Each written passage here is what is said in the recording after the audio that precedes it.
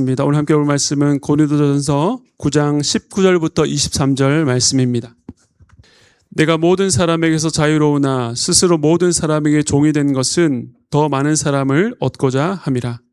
유대인들에게 내가 유대인과 같이 된 것은 유대인들을 얻고자 함이요 율법 아래에 있는 자들에게는 내가 율법 아래에 있지 아니하나 율법 아래에 있는 자 같이 된 것은 율법 아래에 있는 자들을 얻고자 함이요. 율법 없는 자에게는 내가 하나님께는 율법 없는 자가 아니요 도리어 그리스도 율법 아래에 있는 자이나 율법 없는 자와 같이 된 것은 율법 없는 자들을 얻고자 함이라. 약한 자들에게 내가 약한 자와 같이 된 것은 약한 자들을 얻고자 함이요 내가 여러 사람에게 여러 모습이 된 것은 아무쪼록 몇 사람이라도 구원하고자 함이니. 함께 읽겠습니다.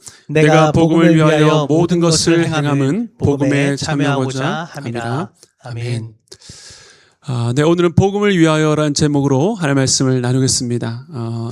마지막 읽었던 23절은 이번 태국 단기 선교팀의 주제 말씀이자 또 이번 달 우리 공동체의 암송 말씀입니다. 여기 이 말씀에는 바울의 놀라운 고백으로 시작합니다. 나는 복음을 위하여 모든 것을 행합니다. 바울이 행하는 모든 일의 이유와 목적이 복음을 향해 있고 또 그 행동의 기준이 복음이라는 것입니다.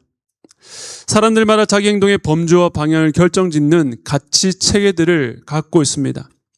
어떤 사람은 자신의 성공과 그리고 성장을 위해서, 또 어떤 사람들은 가족과 또 자신이 속한 공동체 이익을 위해서 행동합니다. 요즘처럼 무더운 여름, 열악한 근로 여건에도 불구하고 가족들을 위해서 애쓰시는 우리 가장들, 그리고 우리 자녀들을 위해서 애쓰는 우리 어머니들, 한 사람이 어떤 가치를 위해서 자신을 희생하고 열정을 다하는 모습을 보면 어떤 면에서 참 숭고해 보이기까지 합니다.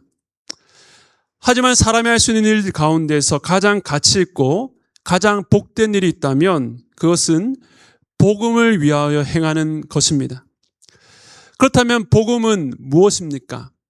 우리가 복음이란 말을 자주 그리고 너무나도 많이 들어왔기 때문에 나는 복음을 안다라고 생각하지만, 그래서 누군가 갑자기 복음이 무엇입니까? 라고 물을 때에 선뜻 대답이 나오지 않을 수 있습니다. 복음은 가스펠, 굿뉴스, 좋은 소식입니다. 복된 소식입니다. 그것은 바로 심판과 멸망, 사망이 선고된 자들에게 전해진 구원의 소식입니다. 하나님의 아들 예수 그리스도께서 이 땅에 오셔서 우리 위해서 십자가에 죽으시고 부활하셨습니다. 누구든지 예수님을 믿기만 하면 영생을 선물로 받습니다. 그런데 또한 복음은 단지 소식이기만 한 것이 아니라 로마서에서 말하는 것처럼 모든 믿는 자에게 구원해 주시는 하나님의 능력이 됩니다. 이것이 바로 복음의 핵심입니다. 그런데 하나님께서는 이 복음을 받는 조건으로 우리에게 행함을 요구하지 않기 때문에 오늘 23절에서 이 복음과 행함이 함께 있는 것이 조금 어색하게 느껴질 수도 있습니다. 복음은 우리의 의를 내려놓고 유일한 의 대신 예수 그리스도 한 분만을 믿고 의지할 것을 요구합니다. 그래서 복음은 우리의 행위가 아니라 하나님께서 우리 위해서 행하신 그 일을 바라보라고 말씀합니다. 그런데 행함이 이 복음의 조건은 아니지만 바로 복음의 결과이자 열매가 되는 것입니다. 그것을 잘 보여주는 것이 바로 오늘 말씀인데요. 사도 바울은 복음으로 말미암아 완전히 다른 사람이 되었고 이전과는 다른 새로운 삶을 살게 되었습니다. 이전에 십자가의 원수로 예수 믿는 자를 핍박했던 그 바울이 이제는 그 십자가를 증가하며 주를 믿는 성도들과 함께 박해를 받고 있습니다. 그렇다면 바울이 말한 복음을 위하여 모든 것을 행한다는 그 의미가 무엇인지 오늘 말씀을 통해서 함께 살펴보기를 원합니다. 우리 고린도전서 9장 19절 말씀 함께 읽겠습니다. 시작. 내가 모든 사람에게서 자유로우나 스스로 모든 사람에게 종이 된 것은 더 많은 사람을 얻고자 함이라. 바울은 고린도전서 9장을 시작하면서 이미 자신은 자유인이라고 말합니다. 어떤 사람에게도 구속받거나 매이지 않았다는 것이죠. 그런데 놀랍게도 그 자유인 바울이 스스로 모든 사람에게 종이 되었다라고 말합니다. 즉 복음을 위하여 모든 것을 행한다는 것은 모든 사람에게 종이 된다는 것을 의미합니다. 그런데 그가 어떻게 모든 사람에게 종이 될 수 있습니까? 역설적으로 그가 모든 사람에게서 자유롭기 때문이었습니다. 만일 어떤 사람의 종으로 그에게 매여 있다면 그 사람의 종이지 결코 다른 누군가의 종이 될 수가 없습니다. 하지만 바울은 사람에게 매이지 않고 오직 유일한 주인 되신 예수님께 매인 자요 그분의 종이었기 때문에 모든 사람에게 종이 될 수 있었던 것입니다. 그런데 여기서 바울이 비유하고 있는 이 종이라는 신분은 주인의 명령을 무조건 따른다는 의미는 아닙니다. 종은 주인의 성향과 문화권에 자신을 온전히 맞춥니다. 자신의 권리와 자유를 주장하지 않고 주인의 이익을 위해서 오로지 주인만을 섬긴다는 뜻으로 비유한 것이죠. 바울은 근본 하나님의 본체시나 오히려 자기를 비워 종의 형체를 가지사 사람들과 같이 되신 그 예수님의 모범을 따라서 스스로 모든 사람에게 종이 된 것입니다. 바로 복음이 자신을 찾아온 방식대로 그렇게 살아간 것이죠. 즉 복음을 위하여 모든 것을 행한다는 것은 높은 자리에서 모든 것을 다 통달했다는 안다는 우월한 지식으로 아래에 있는 사람들에게 베풀고 돕겠다는 자세가 아니라 모든 사람의 종이 되는 것입니다. 그런 목적 이유가 무엇입니까? 19절 하반절이 말하는 것처럼 더 많은 사람을 얻고자 함이라. 오늘 본문을 읽어보면 이 얻는다는 단어가 계속 반복됩니다. 이익을 얻다, 획득하다는 뜻인데 바울이 모든 사람에게 종이 되어서 획득하는 것, 얻을 수 있는 이익이 무엇입니까? 결국 그 모든 것들은 참된 주인 되신 예수 그리스도께로 귀속되는 것입니다. 즉 더 많은 사람을 얻고자 한다는 것은 더 많은 사람들을 예수 그리스도께로 인도한다는 뜻입니다. 바울은 자기가 원하는 것을 할 자유가 있었지만 스스로 종이 되어 섬기는 그 대상들을 예수께로 이끌기 원했던 것입니다. 이어서 20절부터 22절까지는 모든 사람에게 종이 된다는 것이 무엇인지 말하고 있는데 이 말씀에 네 가지 대상이 나옵니다. 유대인, 율법 아래 있는 자, 율법 없는 자, 약한 자입니다. 대상이 바뀌는데 계속 반복되는 것은 바울이 그 대상과 같이 되었고 그렇게 한 이유가 그 대상을 얻고자 한다는 것입니다.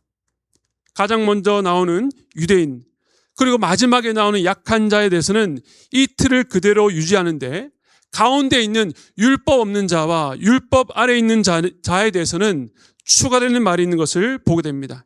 이제 한 가지씩 보겠습니다. 먼저 9장 20절 말씀 함께 읽겠습니다. 시작. 유대인들에게 내가 유대인과 같이 된 것은 유대인들을 얻고자 함이요 율법 아래에 있는 자들에게는 내가 율법 아래에 있지 아니하나 율법 아래에 있는 자 같이 된 것은 율법 아래에 있는 자들을 얻고자 함이요. 아멘. 이 말씀을 보면 먼저 두 대상이 나옵니다. 유대인과 율법 아래에 있는 자들. 이 두 대상을 서로 완전히 다른 두 집단으로 볼 필요는 없습니다. 오히려 두 대상은 상당 부분 서로 겹치는 것이죠. 다만 혈통과 민족적 관점에서 유대인이라고 했다면 모세 율법과의 관계에서 율법 아래에 있는 자라고 이해하면 되겠습니다. 그런데 율법 아래에 있는 자라고 할 때에는 유대인이 아닐지라도 혈통으로는 이방인이지만 할례를 받고 율법 준수의 의무에 들어간 자들까지 포함되는 것이죠. 그렇다면 먼저 이 원래 유대인이었던 바울이 오늘 본문에서 유대인과 같이 되었다라고 말한 것은 그가 복음을 위해서 유대인이라고 하는 이 혈통을 적극적으로 활용했다는 뜻입니다. 그는 실제로 어떤 지역에 가든지 간에 가장 먼저 회당을 찾아가서 복음을 전했습니다. 그가 난지 8일 만에 할례를 받고 이스라엘 족속이요 베냐민 지파로 히브리인 중에 히브리인이라는 그 정체성을 부인하지 않고 필요할 때는 헬라어가 아니라 히브리 말도 사용했습니다. 그리고 두 번째 대상인 9장 20절 하반절에 보면 율법 아래 있는 자들에게는 내가 율법 아래 있지 아니하나 율법 아래 있는 자같이 된 것은 율법 아래 있는 자들을 얻고자 함이요. 이 말씀을 보면 율법 아래 있는 자들에게 바로 자신이 율법 아래 있는 자가 되었다라고 말하지 않고 덧붙이는 말이 있습니다. 가운데 있는 내가 율법 아래에 있지 아니하나라고 하는 정체성입니다. 바울은 오해를 방지하고자 이 말을 추가했습니다. 바울은 사실 그 과거에 그 누구보다도 열심히 율법 아래에 살아왔습니다. 율법으로는 바리새인이요 열심으로 교회를 박해했고 율법의 의로는 흠잡을 데가 없다라고 자부했습니다. 하지만 여기서 말하는 것처럼 이제 바울은 더 이상 율법 아래에 있지 않았습니다. 그 말은 전처럼 율법으로 의롭게 될 수 있다고 믿지 않았다는 것이고 이제는 율법의 정죄 아래에 있지 않다는 뜻이었습니다. 그럼에도 스스로 율법 아래에 있는 자같이 되었다고 말하는 것이죠. 사도행전을 보면 바울이 자신의 영적 아들이었던 디모데에게 할례를 행했습니다. 갱글에 가서 서원에 따라서 머리를 깎았고 예루살렘 성전에 방문해서는 서원한 네 사람과 함께 결례를 행하고 스스로 비용을 지불하기도 했습니다. 외적으로 보면 이전에 열혈 이 바리새파 때의 행동과 같았을지 모릅니다. 그런데 그가 굳이 율법 아래에 있지 않다는 말을 꺼낸 것은 똑같은 행함의 목적이 달라졌기 때문이었습니다. 이제 그는 더 이상 의로워지기 위해서가 아니라 과거의 자신처럼 율법 아래 있는 자들의 거부감을 누그러뜨리고 결국에는 그들을 예수께로 인도하기 위해서 율법의 요구를 행했다는 것입니다. 이제 세 번째 대상인데요. 9장 21절 함께 읽겠습니다. 시작. 율법 없는 자에게는 내가 하나님께는 율법 없는 자가 아니요 도리어 그리스도의 율법 아래 있는 자이나 율법 없는 자와 같이 된 것은 율법 없는 자들을 얻고자 함이라. 여기서 율법 없는 자란 이방인을 말합니다. 그런데 여기 덧붙인 말이 앞보다 더 많죠. 자신이 하나님께는 율법 없는 자가 아니요 도리어 그리스도의 율법 아래에 있다는 것입니다. 그는 가말리엘 문화에서 율법에 대한 철저한 교육을 받았고 공부했습니다. 그런데 거기서 그치지 않고 부활하신 예수 그리스도를 만나게 된 것입니다. 그래서 그는 자신을 그리스도의 율법 아래에 있는 자라고 소개합니다. 이것이 어떤 의미인지 갈라디아서 3장 23절과 24절을 보겠습니다. 믿음이 오기 전에 우리는 율법 아래 매인바 되고 계시될 믿음의 때까지 갇혔느니라. 이같이 율법이 우리를 그리스도께로 인도하는 초등교사가 되어 우리로 하여금 믿음으로 말미암아 의롭다함을 얻게 하려 함이라. 무슨 말입니까? 바울이 예전에는 율법 아래 매인자였다는 것입니다. 그런데 이제 그리스도를 믿음으로 말미암아 율법의 정확한 용도를 깨닫게 되었습니다. 그 율법이 그리스도를 가리켰기 때문에 그 율법이 초등교사처럼 자신을 그리스도께로 인도하기 때문에 이제는 그리스도께 속한 자가 되어서 그리스도의 율법, 그리스도의 뜻에 순종하는 사람이 되었다는 것입니다. 사도 바울의 1차 전도 여행 때 보면 유대인들은 복음을 거부했으나 많은 이방인들이 주께로 돌아오게 되었습니다. 이때 교회 안에서 이 이방인에게도 할례를 베풀어야 되는가라고 하는 중요한 논쟁거리가 생겼습니다. 그때 예루살렘의 교회 지도자들이 중요한 결정을 하게 되는데요. 우리 사도행전 15장 28절과 29절 말씀 함께 읽겠습니다. 시작. 성령과 우리는 이 요긴한 것들 외에는 아무 짐도 너희에게 지우지 아니하는 것이 옳은 줄 알았노니 우상의 제물과 피와 목매어 죽인 것과 음행을 멀리할지니라. 이에 스스로 삼가면 잘 되리라. 평안함을 원하노라 하였더라. 아멘. 이 요긴한 것들 외에는 아무 짐도 지우지 않기로 결정했습니다. 이방인들에게 과거 유대교에서 요구했던 그 율법을 적용시키지 않기로 결의한 것이죠. 다만 예수를 믿고 따르는데 걸림돌이 되는 그 이방에 있을 때의 우상 숭배 문제와 음행 문제만큼은 금지했습니다. 이 결정으로 말미암아 이방인 선교를 위한 중요한 성경적 기준이 세워지게 된 것입니다. 그래서 바울은 이제 율법 조문에 얽매이지 않고 이방인의 언어와 종교, 그들이 가진 문화 속에서 이 복음의 접촉점을 찾아서 그들에게 복음을 전한 것입니다. 이제 마지막 대상입니다. 9장 22절에 약한 자들에게 내가 약한 자와 같이 된 것은 약한 자들을 얻고자 함이요 내가 여러 사람에게 여러 모습이 된 것은 아무쪼록 몇 사람이라도 구원하고자 함이니. 여기서 약한 자란 이 믿음이 연약한 자라고 이해하면 되겠습니다. 약한 자들은 시험 받기 쉽고 작은 충격에도 크게 흔들립니다. 그런데 바울은 약한 자들의 기준에 자신의 행동을 맞춤으로 스스로 약한 자가 되었다고 말합니다. 고린도전서 8장을 보면 믿음이 약해서 우상에게 바쳐진 제물을 먹지 못하는 자들을 위해서 그러한 자들이 그것 때문에 시험을 당한다면 자기는 평생 동안 고기를 먹지 않겠다라고 바울이 말합니다. 즉 자신의 행동이 죄가 아닐지라도 그 행동 때문에 약한 자가 실족하게 된다면 그것이 문제라는 것입니다. 이제 이 모든 것을 정리하며 바울이 말합니다. 내가 여러 사람에게 여러 모습이 된 것은, 그런데 여기서 여러라고 번역한 단어는 사실 앞에서 모든이라고 번역한 이 헬라어 파스라고 하는 단어입니다. 그러니까 이렇게 번역할 수 있습니다. 내가 모든 사람에게 모든 모습이 된 것은, 오늘 본문에서 유대인, 약한 자, 율법 아래 있는 자, 율법 없는 자로 말했지만 바울은 이 복음을 위하여 또 다른 그 어떤 모습이라도 될 수 있었던 것입니다. 근데 그가 이렇게 한 이유가 무엇입니까? 22절 하반절에 보면 아무쪼록, 즉 어떻게 해서라도 단 몇 사람이라도 구원하고자 함이니라고 말합니다. 여기서 바울이 모든 사람에게 모든 모습이 된 것은 모든 사람이 아니라 몇 사람이라도 구원하고자 함이라고 말했습니다. 하나님께서 누구를 구원해 주실지 바울은 알지 못합니다. 그 모든 것들은 하나님의 선하신 뜻 안에 있습니다. 그래서 바울도 자신의 어떤 모습이 되어도 모든 사람을 구원할 수 없다는 한계를 분명히 알았습니다. 그런데 이 말씀은 바울이 그 한계 앞에서 절망한다는 뜻이 아니라 오히려 확실한 소망을 붙잡고 있는 말입니다. 하나님께서 구원하실 단 몇 사람을 위하여 자신은 어떤 모습이라도 되겠다는 것입니다. 바울이 복음을 위하여 모든 것을 행할 때에 하나님께서 반드시 확실하게 그 몇 사람을 구원하실 것이라는 그 믿음이 있었던 것입니다.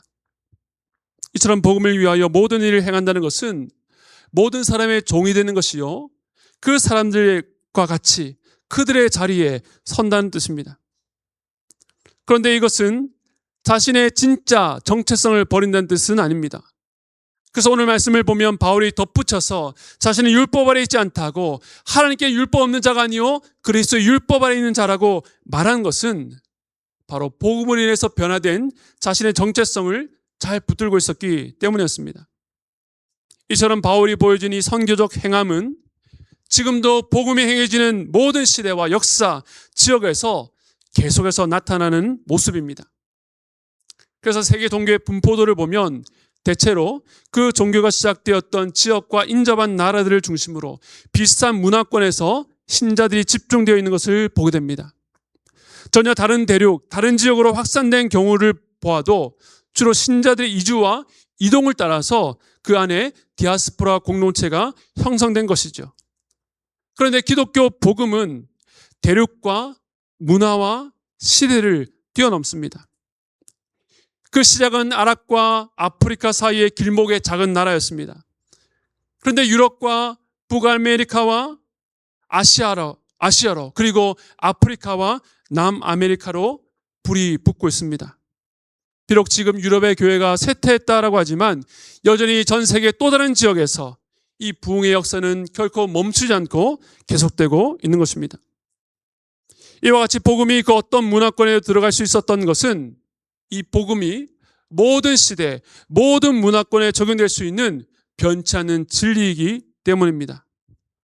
또한 복음을 전하는 자들이 그리스도의 십자가와 부활이라는 복음의 본질은 붙잡되 복음을 듣는 자들과 같이 되었기 때문입니다. 그들의 종이 되었기 때문이었습니다. 그래서 복음이 들어간 나라마다 그들의 언어로 된 성경이 있습니다. 그들의 문화를 존중하며 그들이 이해할 수 있는 언어와 방식으로 복음을 전했던 것이죠. 그래서 이것을 선교학 용어로 상황화라고 말합니다. 특정 상황과 문화에 맞게 본질을 둘러싸고 있는 외피, 겉옷을 바꾸는 것이죠. 그런데 이것은 새롭게 만들어낸 이론이 아닙니다. 상황화의 가장 최고의 모범은 우리 가운데 찾아오신 예수님의 성육신에서 발견할 수 있기 때문입니다. 예수님 이 땅에 오셔서도 한 곳에 머물러 계시지 않고 끊임없이 이동하시고 사람들을 찾아가셨습니다. 승천하시면서 제자들에게는 가서 모든 민족으로 제자를 삼으라 말씀하셨습니다. 그런데 우리는 가만히 있기를 좋아하죠. 익숙한 것이 좋고 변화를 싫어합니다. 그런데 주님은 우리가 편하고 익숙하게 느끼는 그 문화와 생활권, 그 안락함에만 머물지 말고 가라고, 그들 속으로 들어가라고 말씀하시는 것입니다. 주님이 우리를 찾아오셨던 것처럼 우리와 다른 자들에게 찾아가기를 원하시는 것입니다. 그렇다면 우리는 어디까지 가야 됩니까? 사도행전 1장 8절 말씀 우리 함께 읽겠습니다. 시작. 오직 성령이 너에게 임하시면 너희가 권능을 받고 예루살렘과 온 유대와 사마리아와 땅끝까지 이르러 내 증인이 되리라 하시니라. 아멘. 네, 예루살렘과 온 유대와 사마리아와 땅끝까지 주의 증인들이 예루살렘 안에만 머물러 있을 수 없는 것입니다. 경계를 뛰어넘어야 됩니다. 그런데 이 경계라고 하는 것은 단지 다른 지역, 다른 나라만을 말하는 것이 아닙니다. 같은 언어를 쓰고 같은 나라와 또 같은 동네에 살아도, 심지어는 한 집에서 같이 살아도, 내가 낳은 자식이라 할지라도 서로가 얼마나 다른 존재인지, 똑같은 것을 보면서도 서로 생각이 얼마나 다른지 우리는 그 이질감에 깜짝깜짝 놀랄 때가 참으로 많습니다. 그러면 오늘 이 말씀은 당기선교를 출발하는 선교대원들에게만 아니라 보내는 선교사로 이 땅에 머물러 계실 우리 모든 성도들에게도 동일하게 주시는 말씀인 줄로 믿습니다. 우리가 편하고 안전하다 느끼는 경계를 뛰어넘어 복음을 위하여 모든 것을 행하라는 것입니다. 그것은 오늘 사도 바울의 고백처럼 모든 사람에게 자유하지만 그들의 종이 되는 것입니다. 그들과 같이 되는 것입니다. 그래서 정체성을 버리라는 것이 아닙니다. 귀한 복음을 전하는데 방해가 되는 우리의 겉옷들, 비아냥거리고 판단하는 말투, 내가 무조건 옳다는 고정관념, 건드리기만 하면 폭발하는 나의 자존심, 복음의 본질이 아닌 주변 것들을 내려놓아야 되는 것입니다. 내가 좋은 것을 줄 테니 당신은 당연히 무조건 감사히 받아라고 하는 주장하는 태도를 내려놓고 그들을 이해하고 그들이 받아들일 수 있도록 자신이 철저히 낮아져서 섬겨야 되는 것입니다. 우리가 왜 그렇게 해야 됩니까? 그들을 얻고자, 어떻게 해서든 몇 사람이라도 구원하고자 함이라. 그들을 그리스도께로 인도하기 위해서입니다. 그런데 바울은 마지막 본문에서 이것을 이렇게 표현합니다. 우리 고린도전서 9장 23절 말씀 다시 한번 읽겠습니다. 시작. 내가 복음을 위하여 모든 것을 행함은 복음에 참여하고자 함이라. 아멘. 우리가 바울처럼 복음을 위하여 모든 것을 행하는 이유, 그들의 종이 되고 그들의 자리에 서는 이유는 그들을 예수께로 인도하기 위해서입니다. 그런데 이것을 23절에서는 복음에 참여하고자 함이라 라고 말합니다. 복음에 참여한다는 말은 물론 복음을 통해 주어지는 은혜, 그 약속을 함께 누린다는 뜻입니다. 그런데 저는 복음에 다른 수식 없이 그저 복음에 참여하고자 한다는 표현이 참 인상적으로 다가왔습니다. 그것은 복음 그 자체에 참여한다는 뜻입니다. 제가 설교 서두에 말씀드렸던 것처럼 복음은 이미 2000년 전 예수 그리스도께서 완성하셨습니다. 하지만 복음은 그저 과거에 일어난 역사적 사건으로 끝나지 않습니다. 복음이 전해지는 곳마다 함께 하시는 성령으로 말미암아 지금도 그 복음의 역사는 현재 진행형입니다. 우리가 가서 그들의 종이 되고 그들과 같이 될 때에 우리로 하여금 이 영광스러운 복음의 일부가 되도록 우리를 초대하신 것입니다. 이 놀라운 초대 앞에서 우리는 복음을 위하여 행해야 됩니다. 복음을 들고 우리의 직장 동료와 가족과 자녀와 부모님, 배우자에게로 가야 됩니다.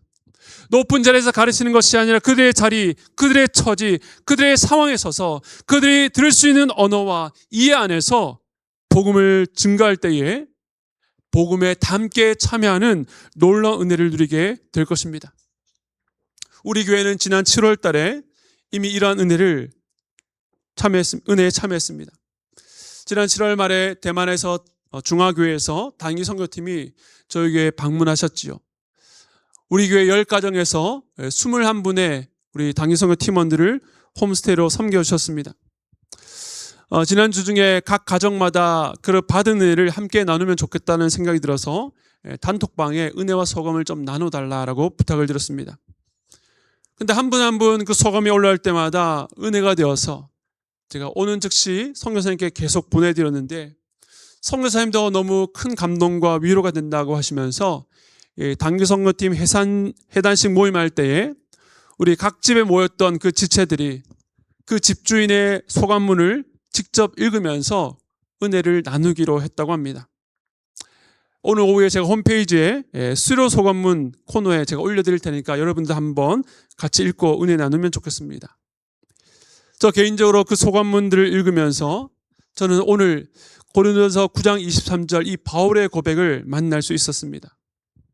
복음을 위하여 모든 것을 행하는 것, 모든 사람의 종이 되고 그들과 같이 되는 일이 지난 홈스테이 기간 동안 있었던 것이죠.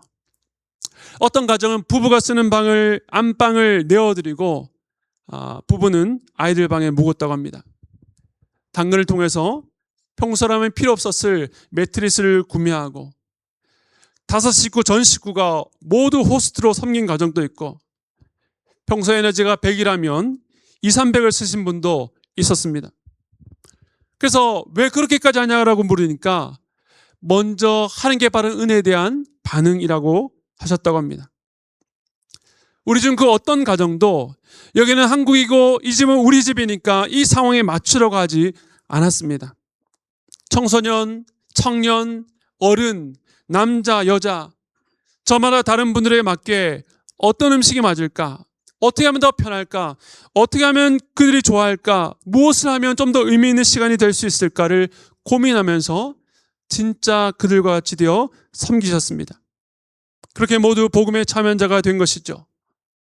물돈 하인만 아는 기쁨을 온전히 누렸다고 선교팀이 돌아간 뒤에도 새벽마다 그 아이들을 위해서 기도하고 있습니다. 그리고 2박 3일간의 섬겨 난 이후에 주님께서 마치 내 사람들을 잘 대접해서 줘서 고맙다고 말씀하시는 것을 경험하기도 했습니다.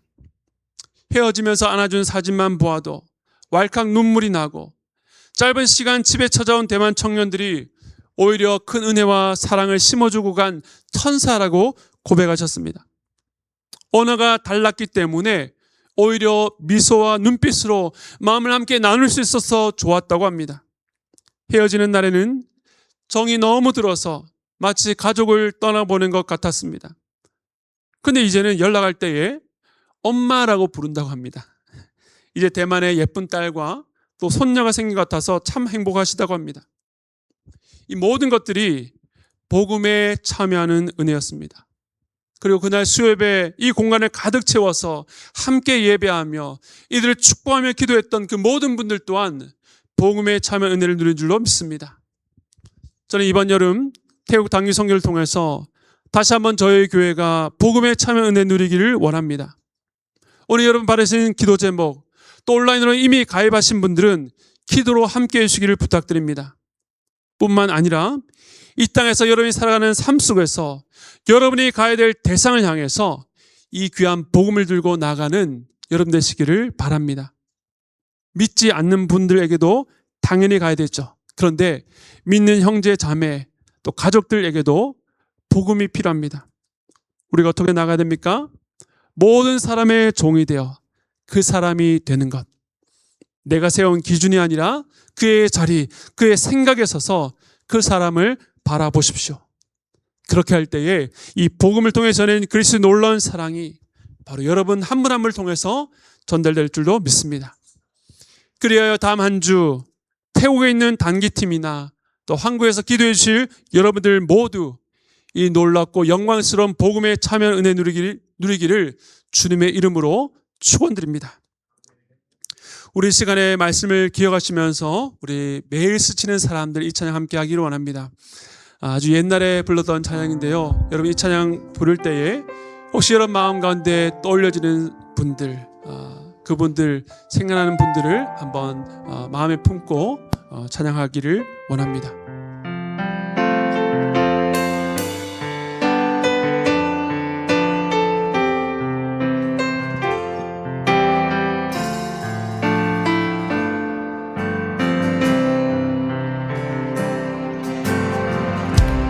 매일 스치는 사람들 내게 무얼 원하나 공허한 그 눈빛을 무엇으로 채우나 모두 자기 고통과 두려움 가득 감춰진 울음소리 주님 들으시네 그들은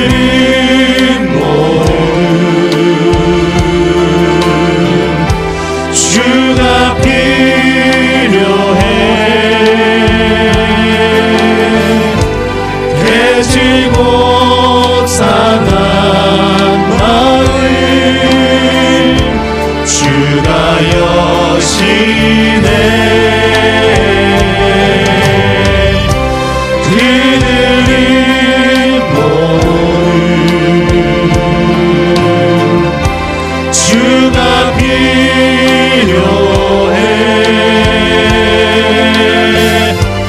모두 알게 되리 사랑의 우리 저 함께 찬양했습니다. 캄캄한 세상에서 캄캄한 세상에서 빛으로 부름받아 빛으로 부름받아 잃어버린 자들과 나누라고 하시네 주의 사랑으로만 주의 사랑으로만 사랑할 수 있네.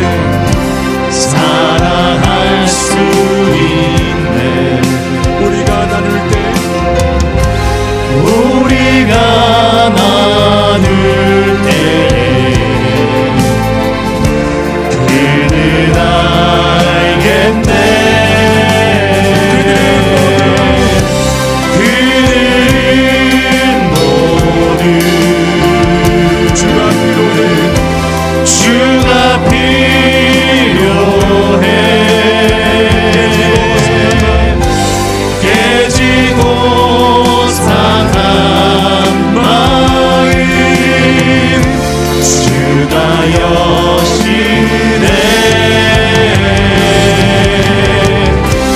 그들은 모두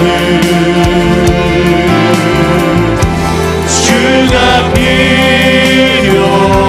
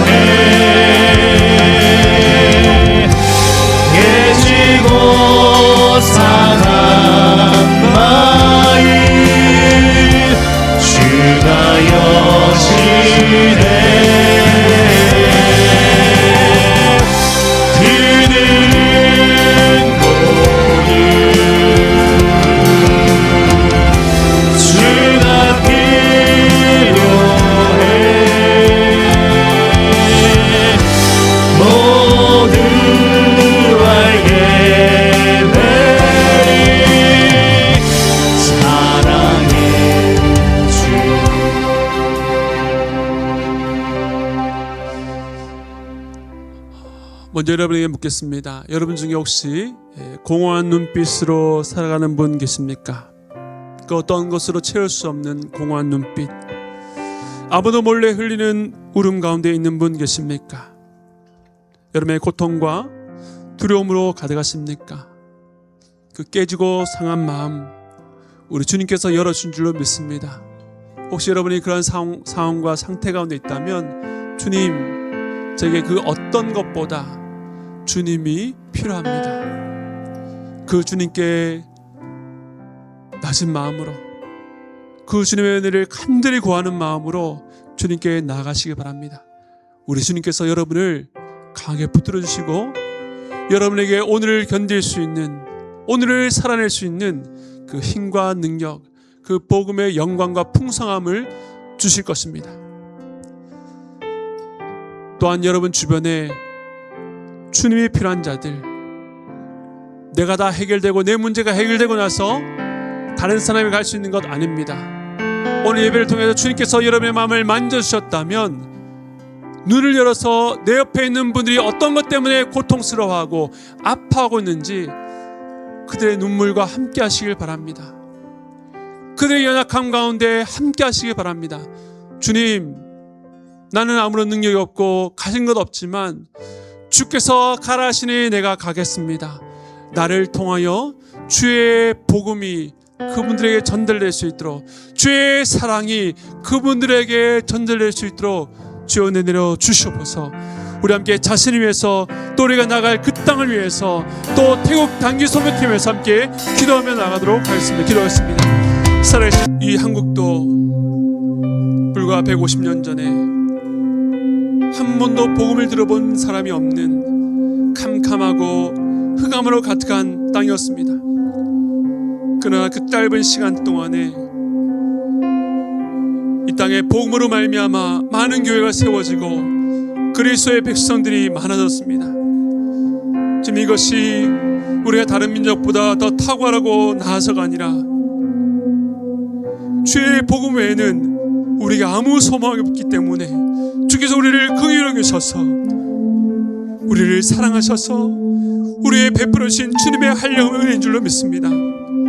주님, 우리가 먼저 이 은혜를 누렸사오니 우리가 안심하는 곳, 우리가 안전함을 느끼는 곳, 그 안에 머물지 않기를 원합니다.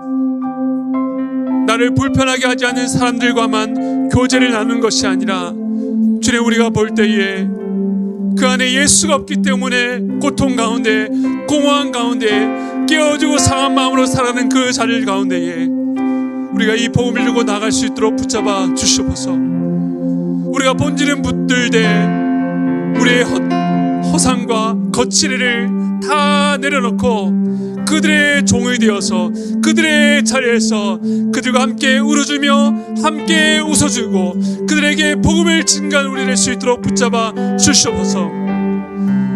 우리는 아무런 능력 없고 연약한 자이지만 그들이 내세울 수 있는 것이 아무것도 없다 할지라도 이 복음 하나를 붙들고 나갈 때에 그 심령과 마음이 회복되어서 이 놀라운 복음에 참여하는 놀라운 영광의 백성 될 수 있도록 붙잡아 주시옵소서. 우리 교회를 사랑하여 주셔서 이 여름에도 태국 땅에 나아가심을 감사드립니다. 복음이 들어온 지 200년이 되었지만 아직 1%도 되지 않는 그 복음화율, 그러나 그 땅에도 주의 백성에 있고 수십 년 동안 그 땅에 기도가 있는 주의 성도들이 있음을 고백합니다. 우리가 나아가서 그 땅을 위해서 함께 기도할 때에 그 땅을 향한 하나님의 놀라운 비전과 꿈을 볼 수 있도록 붙잡아 주시옵소서. 우리 단기 팀원들과 우리 성도들이 그 태국의 차청사업 땅을 위해서 함께 기도할 때에 하나님이여, 그 땅에 주를 모르는 백성들이 주님께로 돌아오는 놀라운 역사를 될 수 있도록 붙잡아 주시옵소서. 아무쪼록 몇 사람이라도 구원되는 놀라운 역사를 허락하여 주시옵소서.